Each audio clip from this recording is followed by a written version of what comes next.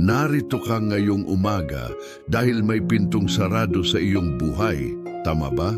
May trabahong hindi mo makuha, may relasyon na nasira, may utang na hindi mo mabayaran, o may sakit na hindi gumagaling. Narinig kita, nakikita ka ng Diyos. Sa Apokalipsis 3:8, sinabi ng Panginoon, "Narito, inilagay ko sa harap mo ang isang pintong bukas na walang sinuman ang makapagpapasara." At sa Mateo 7:7 sabi niya, "Kumatok kayo at kayo ay pagbubuksan." Alam mo ba kung bakit ka nakarating sa video na ito? Hindi aksidente yan. May mensahe ang Diyos para sa iyo ngayon. Hindi ka nag-iisa.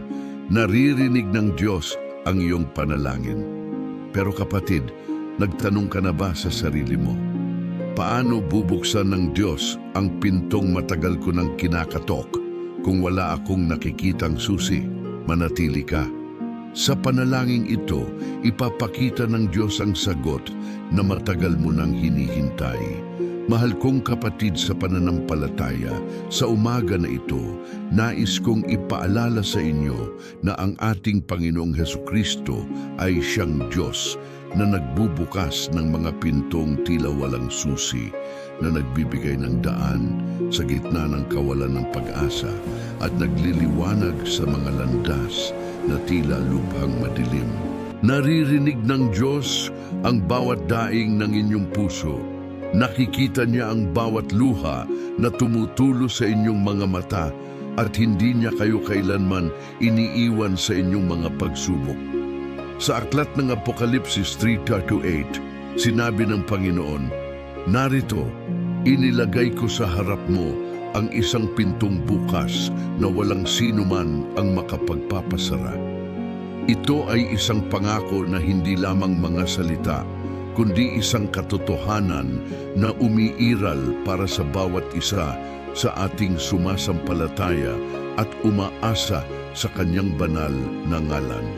Panginoong Jesus, sa umaga na ito kami ay lumalapit sa iyong trono ng biyaya na may lubos na pagtitiwala at pagsuko ng aming mga buhay.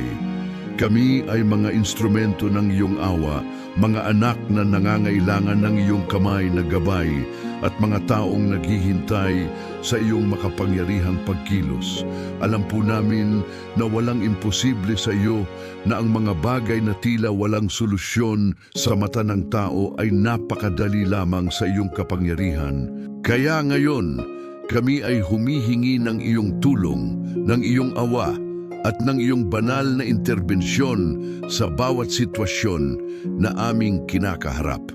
Hawakan mo po ang aming mga pusong sugatan, gunitain mo ang aming mga pangangailangan, at ipakita mo sa amin ang daan na dapat naming tahakin upang marating ang tagumpay na iyong inihanda. Minamahal ka ng Diyos, kapatid, hindi ka nag-iisa sa iyong pakikibaka. Nakikita ng Panginoon ang lahat ng iyong paghihirap. Naririnig niya ang bawat panalangin na iyong iniaalay, at may plano siyang napakaganda para sa iyong buhay. Sa Jeremias 29:11, sabi ng Diyos, "Sapagkat alam ko ang mga plano na mayroon ako para sa inyo, mga plano para sa inyong kapakanan at hindi para sa kapahamakan, upang bigyan kayo ng kinabukasan at pag-asa." Ito ay isang solemne na pangako mula sa langit, isang katiyakan na sa kabila ng lahat ng pagsubok, mayroon kayong kinabukasan na puno ng liwanag at pagpapala. Ang Diyos ay hindi nagkakamali at ang kanyang panahon ay perpekto. Kaya ngayon, aking minamahal na kapatid, ipagpatuloy natin ang ating panalangin na may buong pagtitiwala.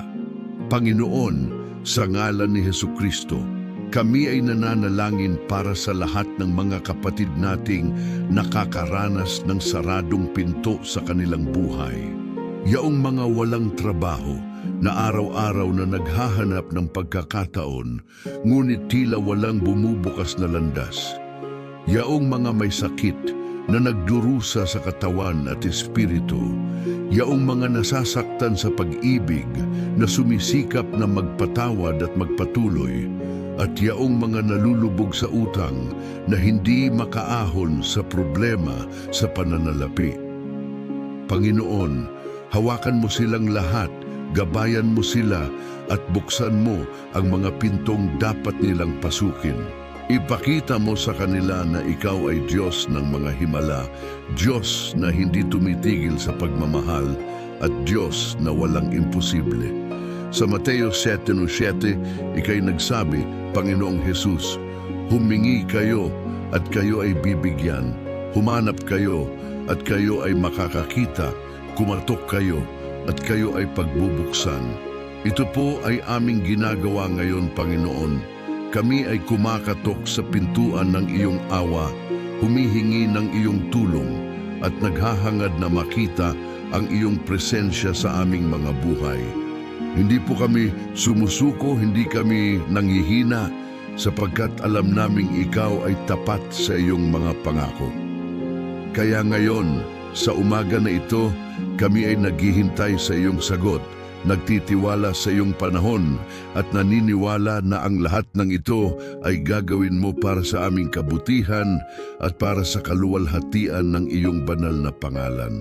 Pagpalain mo po kami, Panginoon, at ipakita mo sa amin na tayo ay hindi nag-iisa, kundi laging kasama ka namin.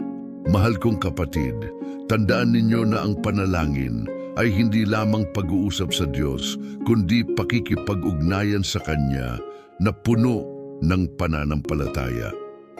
Kapag tayo ay nanalangin, tayo ay nagtitiwala na ang Diyos ay gumagalaw, na ang Kanyang mga anghel ay iniuutos niya upang bantayan tayo, at na ang Kanyang awa ay sumasaklaw sa atin sa bawat sandali ng ating buhay.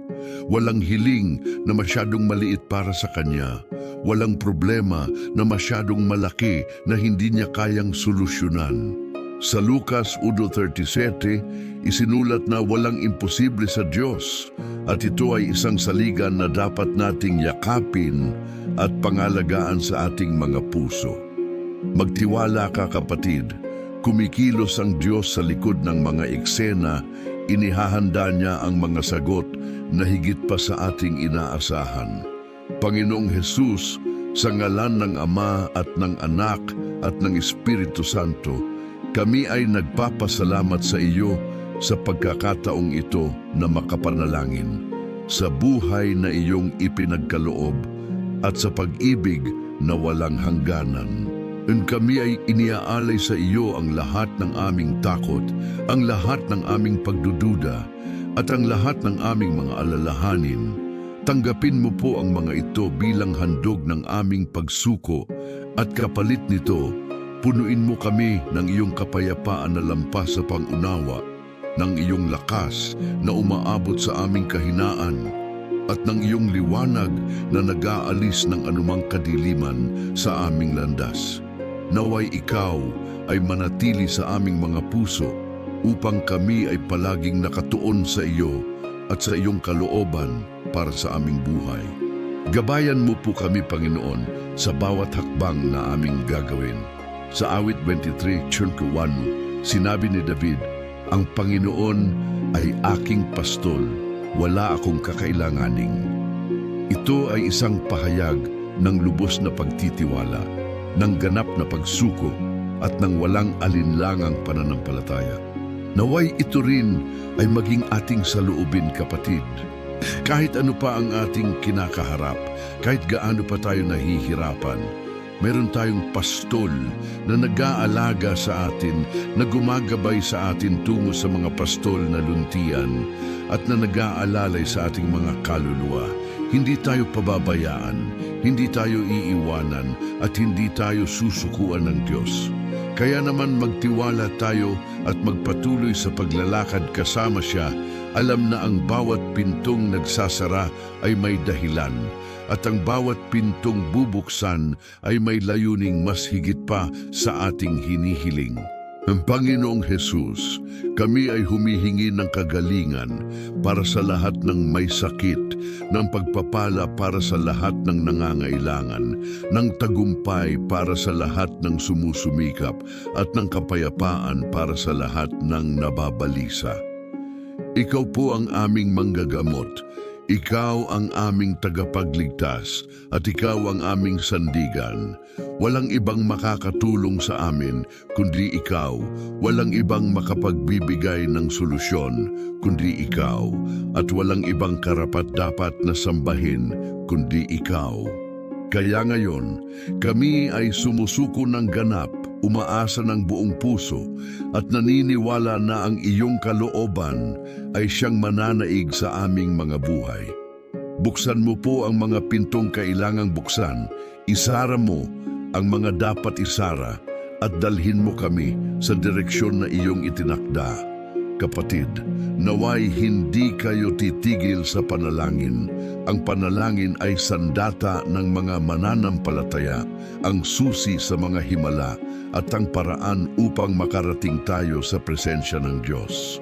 Sa 1 Thessalonica 5:17, tayo ay hinihikayat na manalangin ng walang tigil, hindi dahil obligasyon, kundi dahil ang panalangin ay ating komunikasyon sa Diyos na nagbibigay ng lakas, pag-asa at direksyon. Kaya magpatuloy kayo sa panalangin, magtiwala sa proseso at maniwala na ang Diyos ay gumagalaw para sa inyong kabutihan.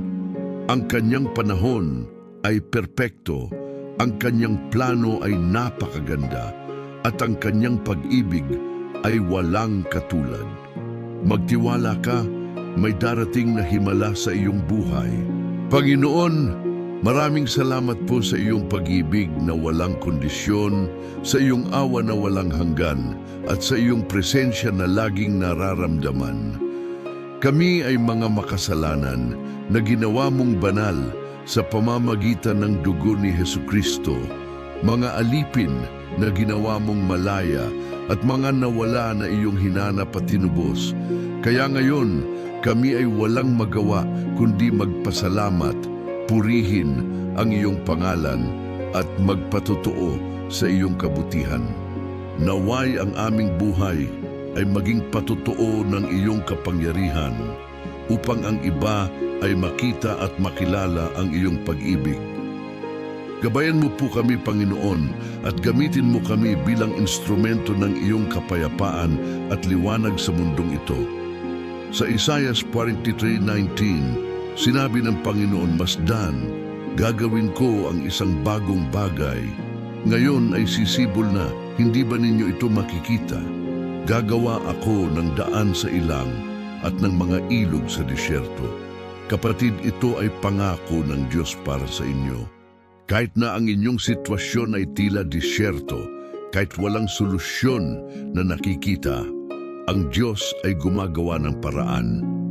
Siya ay lumilikha ng mga daan kung saan tila wala, nagbubukas ng mga pinto na tila nakakandado, at nagbibigay ng mga oportunidad na lampas sa ating inaasahan. Kaya huwag kayong mawalan ng pag-asa, huwag kayong sumuko, at huwag kayong titigil sa paniniwala. Ang Diyos ay gumagalaw at ang kanyang gawain ay malapit ng ihayag. Panginoong Jesus, kami ay nananawagan sa iyo na pagpalain ang bawat taong nakinig sa panalangin ito. Buksan mo po ang kanilang mga isipan upang makilala nila ang iyong katotohanan. Buksan mo ang kanilang mga puso upang maramdaman ang iyong pag-ibig. At buksan mo ang kanilang mga buhay sa mga oportunidad na iyong inihanda. Alisin mo po ang lahat ng hadlang. Tanggalin mo ang lahat ng kalungkutan at palitan mo ang kanilang mga luha ng kagalakan. Naway maranasan nila ang iyong kapangyarihan, makita ang iyong mga himala at magpatotoo ng iyong kabutihan. Sa ngalan ni Jesus, kami ay nananalangin, nagtitiwala at naniniwala. Amen. Kapatid, naway ang panalangin ito ay naging daan upang mas lumapit kayo sa Diyos. Naway maramdaman ninyo ang kanyang presensya, makilala ang kanyang pag-ibig at magtiwala sa kanyang mga pangako. Ang Diyos ay tapat, ang Diyos ay mabuti, at ang Diyos ay hindi kailanman nabibigo. Kaya maglakad tayo sa pananampalataya, umasa tayo sa kanyang awa, at magpatuloy tayo sa ating paglalakbay kasama siya. May mensahe ang Diyos para sa iyo ngayon. Mahal ka niya, nakikita ka niya, at may plano siyang napakaganda para sa iyo. Magtiwala ka at makikita mo ang kanyang mga gawa. Pagpalain ka ng Panginoon at pangalagaan ka niya magpakailanman. Amen kapatid na minamahal sa Panginoong Hesukristo. Kung nakarating ka hanggang dito sa panalangin ito, alam kong dumaan ka sa isang banal na karanasan, isang pagkakataong ang iyong puso ay dumampi sa presensya ng Diyos at narinig mo ang kanyang tinig na nagpapaalala sa iyo na hindi ka nag-iisa, na ikaw ay minamahal at na may plano siyang napakaganda para sa iyong buhay. Ngayon, nais kong hilingin sa iyo na gawing bahagi ng iyong misyon bilang anak ng Diyos ang pagkalat ng panalangin ito sa iba pang mga kapatid na nangangailangan ng pag-asa, ng liwanag at ng kaginhawahan mula sa langit. Pindutin mo ang puting butones na Gustay o Like dito sa ibaba ng video sapagkat sa simpleng kilos na iyan, tinutulungan mo na ang panalangin ito ay makarating sa libu-libong puso na umiiyak, sa mga taong nalulumbay, sa mga pamilyang nawasak at sa mga kaluluwa na desperado ng humihingi ng tulong sa Diyos. Ang bawat pag-click mo ay isang pagpapahayag ng iyong pananampalataya, isang deklarasyon na naniniwala ka sa kapangyarihan ng panalangin at isang pagkilos ng pagmamahal sa kapwa na nais mong ibahagi ang biyayang iyong natanggap. Huwag mo ring kalimutang ibahagi ang video na ito sa iyong mga kaibigan, sa iyong pamilya, sa iyong mga kagrupo, sa social media, sa mga chat groups. At kahit kanino na sa tingin mo ay nangangailangan ng mensahe ng pag-asa at pagmamahal ng Diyos. Maraming tao sa paligid natin ang tahimik na nagdurusa, na hindi nagsasalita ng kanilang mga problemang pinansyal, emosyonal o espiritual. At maaaring ang pagbabahagi mo ng panalangin ito ay siya nang magiging daan upang sila ay makaramdam ng presensya ng Diyos at makakuha ng lakas na magpatuloy. Tandaan mo kapatid na ang pagiging instrumento ng Diyos ay isa sa pinakadakilang pribilehiyo na mayroon tayo bilang mga Kristiyano, at sa pamamagitan ng pagbabahagi ng banal na salita at ng mga panalangin ito, tayo ay gumaganap ng papel bilang mga anghel ng Diyos dito sa lupa, nagdadala ng liwanag sa kadiliman at pag-asa sa kawalan ng pag-asa. At ngayon, kapatid, hinihikayat kita na bumaba sa seksyon ng mga komento at iwanan mo roon ang iyong mga kahilingan sa panalangin. Alam kong marami sa inyo ang may mga pinagdadaanan. May mga sakit na hindi gumagaling, mga relasyon na nasira at nangangailangan ng pagkukumpuni, mga utang na bumibigat sa inyong mga balikat, mga anak na naliligaw ng landas, mga trabahong nawala, mga negosyong bumagsak, at mga pangarap na tila lumayo na at imposibleng maabot pa. Isulat mo ang lahat ng iyan sa komento sapagkat dito sa channel na ito, tayo ay isang pamilya ng panalangin, isang komunidad ng mga mananampalatayang nagtutulungan, nag-uugnayan sa Espiritu at sama-samang lumalapit sa trono ng Diyos upang hilingin ang kanyang awa at interbensyon. Hindi ka nag-iisa sa iyong laban kapatid, at sa pamamagitan ng iyong testimonya at kahilingan, maaari mo ring pasiglahin ang iba na magpatuloy at magtiwala sa Diyos. Kung nais mong ipahayag ang iyong pananampalataya at gawing makapangyarihan ang iyong komento, maaari mong isulat ang mga salitang ito. Panginoon, sa umaga na ito ako ay tumatawag para sa isang himala. Nagtitiwala ako na ikaw ay magbubukas ng mga pintong sarado sa aking buhay. At naniniwala ako na ang iyong awa ay sumasaklaw sa akin ngayon at magpakailanman. Sa pagsulat mo ng mga salitang ito, hindi lamang iyan simpleng komento, kundi isang pagproklama ng iyong pananampalataya, isang deklarasyon na ikaw ay umaasa sa Diyos, at isang pagpapatotoo na ang kanyang kapangyarihan ay totoo at gumagalaw sa iyong buhay. Maraming mga kapatid na nagkomento dito sa nakaraang mga video ay nagpatotoo na pagkatapos nilang magsulat ng kanilang mga panalangin, naranasan nila ang mga sagot mula sa Diyos. May mga nakatanggap ng trabaho, may mga gumaling sa sakit, may mga nakabayad ng utang, at may mga nakakuha ng kapayapaan na matagal na nilang hinahanap. Kaya kapatid, magsulat ka, maniwala ka, at asahan mo na ang Diyos ay tumutugon sa mga puso na lubos na sumusuko sa Kanya. Nais ko ring imbitahan kayo na mag-subscribe sa channel na ito kung hindi pa kayo subscriber. Ang simpleng pag-click sa puting butones na subscribe ay magbubukas ng daan upang sa tuwing may bagong panalangin, may bagong mensahe mula sa Diyos, ay direkta kayong makakatanggap ng notification at hindi kayo makakaligtaan.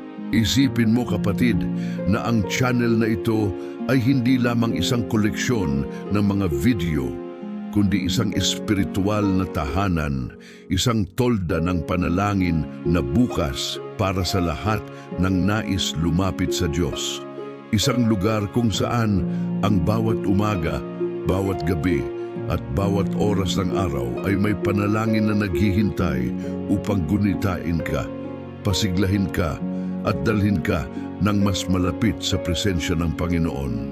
Sa pag-activate mo ng notification bell, ikaw ay nagsisiguro na hindi ka papalampas ng mga sandaling ito ng panalangin, na ikaw ay palaging konektado sa banal na komunidad na ito, at na ikaw ay bahagi ng isang pamilyang nanalangin ng sama-sama, umaasa ng sama-sama, at nananalig sa Diyos ng sama-sama.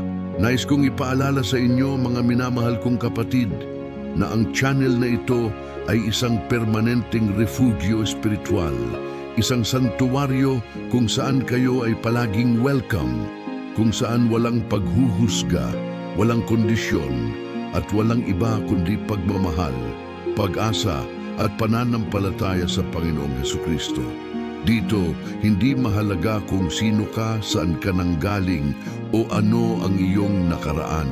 Mahalaga ay nandito ka ngayon, handa kang makinig sa Diyos at handang buksan ang iyong puso sa Kanyang awa. Ang bawat video na inilalabas namin ay bunga ng malalim na panalangin, ng pagsusumikap na magdala ng katotohanan ng Biblia, at ng pagnanais na ang bawat taong manonood ay makaramdam ng presensya ng Diyos at makatanggap ng pagbabago sa kanilang buhay. Kaya kapatid, gawin mo itong bahagi ng iyong espiritual na routine sa umaga, sa gabi, o kahit kailan ka nangangailangan ng lakas. Bumalik ka rito, manood ka, manalangin ka, at hayaan ang Diyos na magsalita sa iyo sa pamamagitan ng mga salitang ito. At ngayon, bago tayo magtapos, nais kong sama-sama nating ipanalangin ang dalawang pinakasagradong panalangin na itinuro sa atin ng ating pananampalataya. Una, ang Ama namin, ang panalangin na itinuro mismo ni Jesus sa kanyang mga alagad. Ang perpektong halimbawa kung paano tayo dapat lumapit sa Ama na nasa langit na may paggalang, pagsuko at lubos na pagtitiwala. Samahan ninyo ako, Ama namin, sumasalangit ka, sambahin ng ngalan mo, mapasa amin ang kaharian mo, sundin ng loob mo, dito sa lupa para ng sa langit. Bigyan mo kami ngayon ng aming kakanin sa araw-araw. At patawarin mo kami sa aming mga sala para ng pagpapatawad namin sa nagkakasala sa amin. At huwag mo kaming ipahintulot sa tukso at iadya mo kami sa lahat ng masama. Amen. At ngayon, ang Ave Maria, ang panalangin na sumasamba sa mahal na Birheng Maria, ang ina ng ating Panginoong Hesukristo, na siyang ating tagapamagitan, ating protektora, at ating halimbawa ng perpektong pagsunod sa kalooban ng Diyos. Samahan ninyo ako, Aba Ginoong Maria, napupuno ka ng grasya, ang Panginoon ay sumasa iyo, bukod kang pinagpala sa babaing lahat, at pinagpala naman ang iyong anak na si Jesus. Santa Maria, Ina ng Diyos, ipanalangin mo kaming makasalanan, ngayon at kung kami ay mamamatay. Amen. Kapatid na minamahal, naway ang mga panalangin ito ay naging daan upang mas lumapit kayo sa Diyos, upang mas maunawaan ninyo ang Kanyang pag-ibig, at upang mas magtiwala kayo sa Kanyang mga pangako.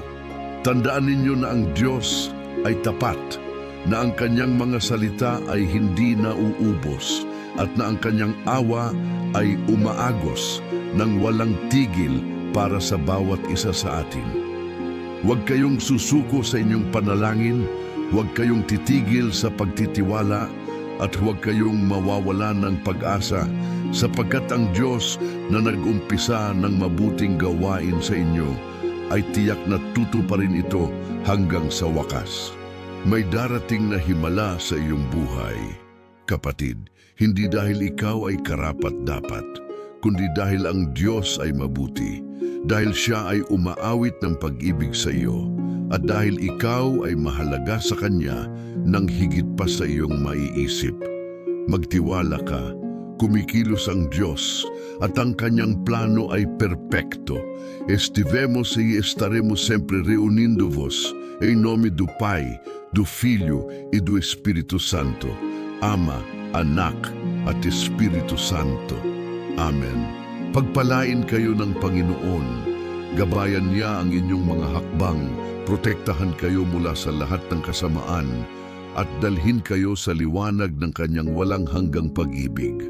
Naway ang kapayapaang nagmumula sa langit ay manatili sa inyong mga puso magpakailanman. Amen.